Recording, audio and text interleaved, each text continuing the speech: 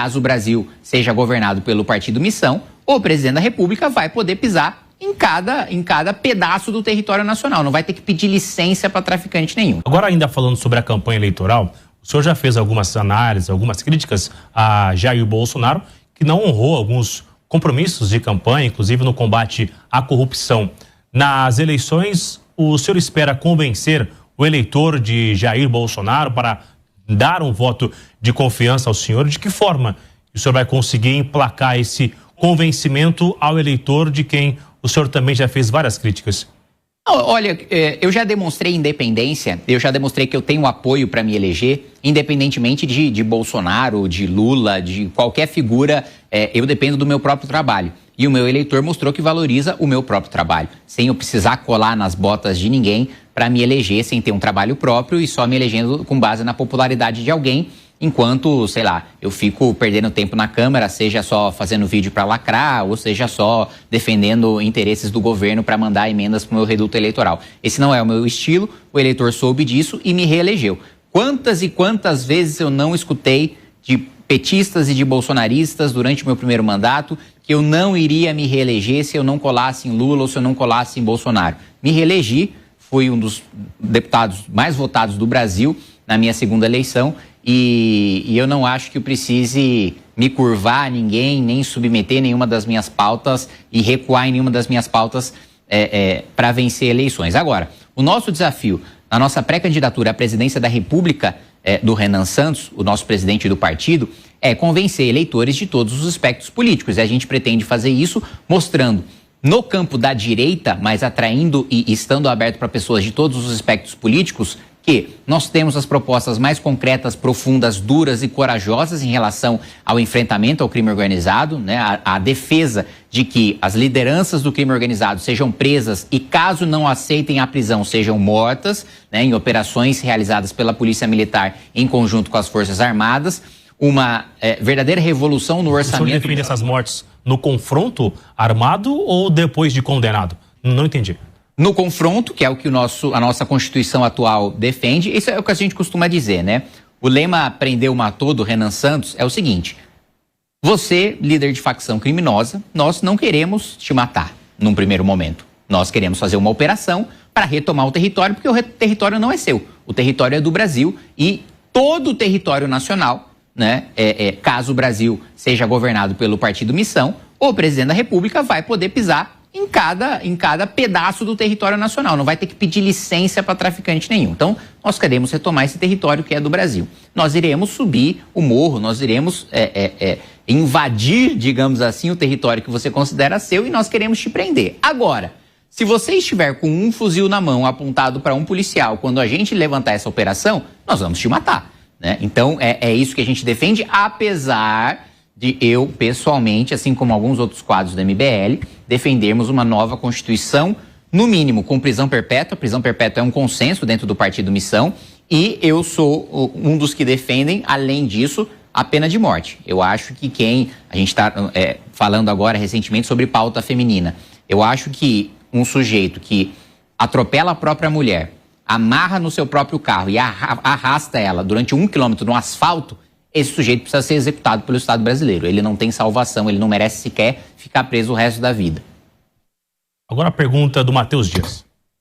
Deputado, a gente vê muito esse movimento de candidatos ou pré-candidatos dessa chamada terceira via, que eles falam muito de rejeição nessa eleição, de tentar atrair aquele eleitor não bolsonarista da direita e também o eleitor não lulista da esquerda. Claro que o discurso do combate à criminalidade atrai bastante a direita, já que é uma das principais bandeiras levantadas pela direita no país. Mas como atrair esse eleitor de esquerda não lulista? Olha, mostrando que os governos do PT foram um fracasso para o Brasil. A gente perdeu janelas de oportunidade histórica para a gente se tornar um país desenvolvido. O Lula teve a sorte, no seu primeiro e segundo mandato, pegar o boom das commodities, pegar um momento em que o Brasil tinha o que era mais valioso para o mundo em soja, em milho, em minério de ferro. E em vez dele fazer reformas estruturantes para a gente se tornar um país rico, ele preferiu fazer populismo, ele preferiu aumentar o gasto público com servidores públicos federais, ele preferiu reverter centenas de bilhões de reais em privilégios tributários para empresários amigos do governo, ele preferiu se envolver em escândalos de corrupção pagando o mensalão, depois a Dilma pagando as propinas no Petrolão. Então, esse eleitor de esquerda não lulista que tem um compromisso com ética, com honestidade, com correção no uso do dinheiro público, que queira um projeto de país sério e estruturado, diferente do amadorismo que a gente vê nos governos do PT, eles são profissionais para tomar o poder e eles são profissionais para construir maioria na base da compra de votos, seja por emenda, seja por propina. Mas na hora de governar, são erros básicos. A gente vê agora o arcabouço fiscal do Haddad, a gente está prestes a entrar num colapso orçamentário por causa do aumento das despesas obrigatórias. Não vai ter mais, a partir de 2027, 2028, farmácia popular, não vai ter CAPS, não vai ter CNPq, nenhum centavo vai ser repassado para a segurança pública, para o saneamento básico ou para a infraestrutura, numa falência do Estado brasileiro que nunca se viu na história em termos de colapso de orçamento. Então, esse eleitor que quiser ter um projeto sério de fato desenvolver a nossa produtividade, de fato aumentar o salário, independentemente de benefícios do governo, de criar uma classe média robusta, que na minha avaliação é uma das principais características de país desenvolvido, esse eleitor vai encontrar sua resposta no Partido Missão. O senhor faz essa fala, um tom de crítica ao governo de esquerda. O MBL, ele surgiu tendo um combate ao governo de esquerda, depois ajudou a eleger o governo de Bolsonaro e também rompeu com o governo de Bolsonaro. Qual é a convicção do Missão que não muda? O que ficou daquela estrutura original, deputado? Bom, nós continuamos tendo no PT os nossos arqui-inimigos, né? O PT tentou nos destruir. A Dilma colocou o Eduardo Cardoso para fazer um dossiê contra mim, para me investigar quando eu tinha 19 anos de idade, para tentar encontrar podres contra mim e descredibilizar as manifestações pelo impeachment, né? Então nós temos uma rivalidade histórica com o PT que não vai deixar de existir, não só por causa da divergência de visão de mundo, que a gente acha de um esquerdismo retrógrado e fracassado que o PT defende, mas ao mesmo tempo por uma diferença de caráter, né? Nós nunca perseguimos, né, com a máquina do Estado adversários políticos, nós nunca nos envolvemos em nenhum escândalo de corrupção, nem nunca nos envolveremos, muito diferente do PT. E as nossas convicções programáticas no campo da direita permanecem as mesmas. O que mudou foi Jair Bolsonaro, que na campanha e antes da campanha falava uma coisa, depois fez outra. Ele indicou um petista, um amigo íntimo de José Dirceu, para a Procuradoria-Geral da República. Esse Procurador-Geral da República tentou me prender, não uma, mas 2 vezes, com investigações infundadas que no final das contas terminaram arquivadas. Da mesma maneira, ele acabou com a Operação Lava Jato e disse isso orgulhosamente, com a indicação desse Procurador-Geral da República. Procurador que foi omisso durante todos os abusos do Supremo que Jair Bolsonaro dizia denunciar. Da mesma maneira como ele nomeia Cássio Nunes também, que votou a favor em diversas ocasiões, um ministro do Supremo indicado pelo Bolsonaro votando a favor de Lula em diversos processos envolvendo a Lava Jato e a elegibilidade do Lula. Então, as nossas crenças, as nossas convicções, é óbvio que tem debates de políticas públicas que não acontecem na maioria esmagadora dos outros partidos porque eles não ligam para políticas públicas, mas a gente tem mudança de visão em relação a papel do Estado, em relação à economia, em relação à segurança, tem um aprofundamento de pesquisas e de programa que a gente fez muito no nosso livro amarelo, que é o nosso programa, a gente já lançou os fascículos de discussão, de onde o Brasil veio, onde ele está, onde é que a gente quer chegar, e agora a gente debate a formulação final desse livro amarelo. Claro que existe um debate permanente e mudanças de posição em relação a políticas públicas, mas a nossa essência permanece a mesma desde a nossa fundação, dia 1º de novembro de 2014. Arthur Guimarães. Deputado, o senhor já afirmou em entrevista que rejeita votar tanto em Lula quanto em Flávio Bolsonaro. Quero saber, já que o Missão não tem candidato ainda ao governo em São Paulo, se o senhor estaria disposto a já declarar um apoio, possível apoio em segundo turno, a Fernando Haddad ou a Tarcísio de Freitas. Não, mas que candidato que vai disputar a eleição, nem começou a eleição e ele já vai anunciar um apoio para um candidato de segundo turno? Esse é o candidato que está indo para perder. Não é o meu caso. Quem está indo para perder, candidato ao governo de São Paulo, então? Eu já coloquei aqui para você. Oi? O senhor é candidato ao governo de São Paulo, então? Não, eu digo que se eu for, porque você está fazendo uma pergunta hipotética, né? De se eu vou ser candidato, se eu não vou ser candidato ao governo do Estado, no segundo turno, qual que vai ser meu posicionamento? Primeiro, eu preciso saber se eu sou candidato. em eu sendo candidato, o meu apoio no segundo turno vai ser a mim mesmo. Bom, é isso? Outra pergunta, Arthur? Só para concluir. Quero saber, deputado, qual o cálculo político? Segundo o Datafolha, o senhor tem 5% de intenção de voto para o governo de São Paulo. Qual que é o cálculo político? Quantos pontos o senhor precisa ter para entrar na disputa?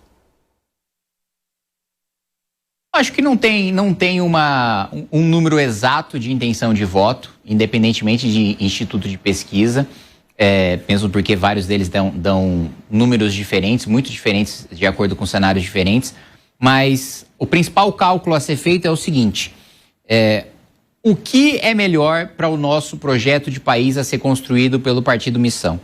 O que traz mais votos para a nossa chapa de deputado estadual, para a nossa chapa de deputado federal? O que dá mais projeção para o partido? O que faz com que a gente consiga implementar o nosso projeto de país chegando o mais rapidamente possível ao poder?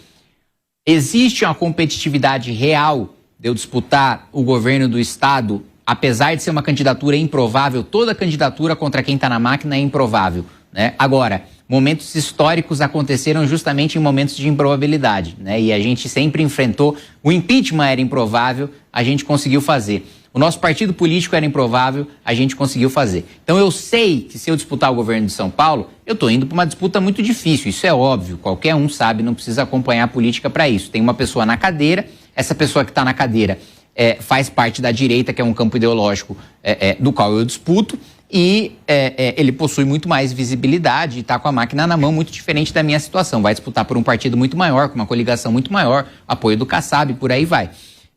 Agora, se tiver uma competitividade, ainda que pequena, se for bom para as nossas chapas, se for bom para o nosso pré-candidato à presidência da República, Renan Santos, eu disputo o governo do estado.